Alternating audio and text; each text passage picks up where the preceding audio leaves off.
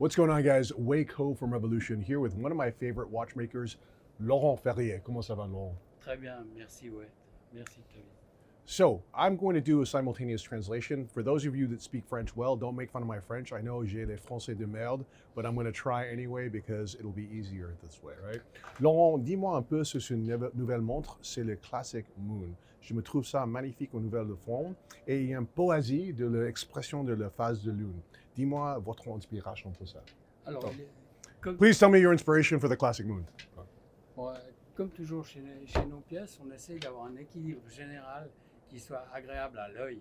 Et l'idée était d'avoir une pièce quantième manuelle comme celle que nous avions fait, dans une version nouvelle avec la phase de lune. Et la phase de lune ronde, le rond entier, me plaît toujours plus que les phases de lune normales qui sont magnifiques. Mais l'avantage du rond, c'est qu'on a eu à l'œil une agréable vision de l'œil. Et après, c'était de faire, dans la première idée, on voulait faire un plique à jour, donc le plique à jour que vous connaissez, c'est une partie en or dans laquelle on vient mettre de l'émail translucide. Et là, on a eu l'occasion de faire, pour la première fois, semble-t-il, on remplace le plique à jour par un émail grand feu entier. Donc les lames sont découpées et d'une plaque qui découpe l'extérieur de l'émail. Donc l'entier du pont, on va dire, est en émail grand feu.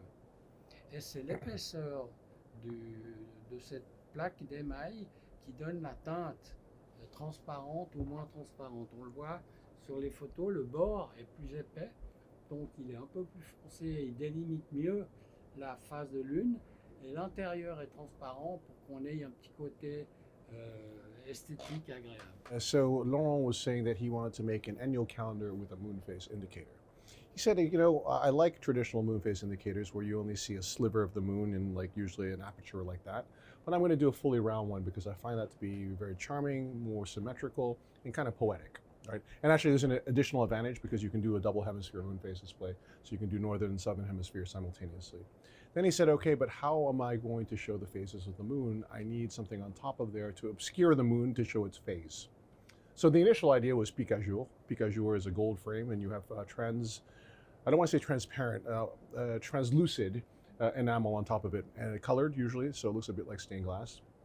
But he said that ultimately he decided to go with a piece of grand feu enamel to cover it. But then there's the question, of course, of like you want to have different gradients of the obscurity of the phase of the moon, right?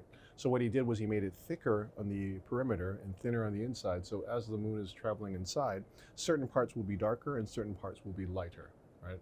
Au niveau de design, je me trouve ça une montre très poétique. C'est intéressant parce qu'il y a beaucoup de montres dans la foi qui expriment beaucoup, mais ça c'est calme.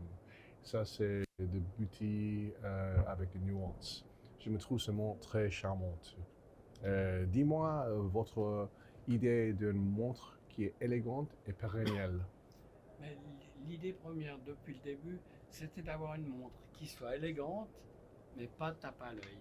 Donc on a plutôt tendance à enlever certains détails sur le cadran. Par exemple, le cadran est le plus simple possible pour un quantième. Alors il faut évidemment avoir il faut avoir la date, il faut que les chiffres soient marqués, il faut que ce soit visible.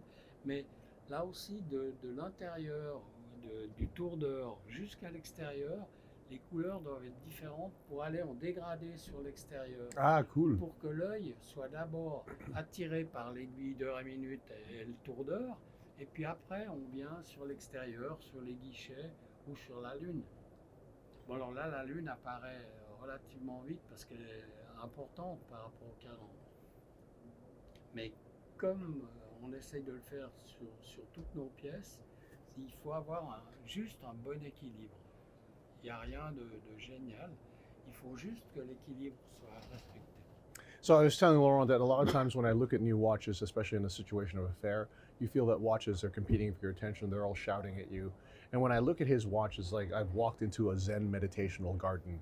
Like I want to take off my shoes, sit cross-legged, and just enjoy the moment because it's so harmonious, so nuanced, and so chill, right? And I think that's the beauty of what he creates. If you look at his watch, everything it's only what you need. There's nothing superfluous, and everything is transmitted in the most elegant way possible.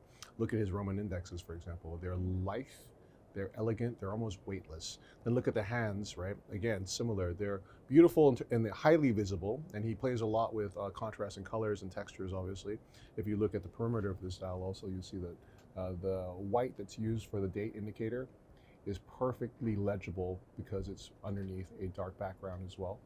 And that the center hand that you see there, which reads the date. Then look at the two windows that you have for the day and the month. And there's, beautiful like angled surround, which just changes the play of light on it. So it creates a framing effect for that watch as well.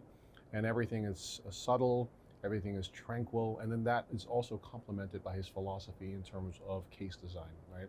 Le boîte, c'est comme une pierre dans le river, how do you say rivers? Oui, comme un galet. Oui, tout à fait. Yeah, Ouais, rivers, voilà, c'est galet. une pierre dans une rivière qui est douce, Ouais. il n'y a aucun angle Exactly. marqué. So this is the whole idea for his case from the beginning, was that it should be like a river stone where there's nothing sharp or abrasive. It was so subtle and soft and feels like it was almost worn down by time. And the amazing thing about this watch is it's 40 mm in terms of diameter. It's 12.99 in terms of thickness, so it's slightly thicker than even the tourbillon.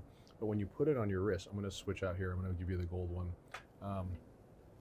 So that was the steel with the blue dial, which is my personal favorite. And then this, that's the rose gold with the silver dial with the vertical brushing on it.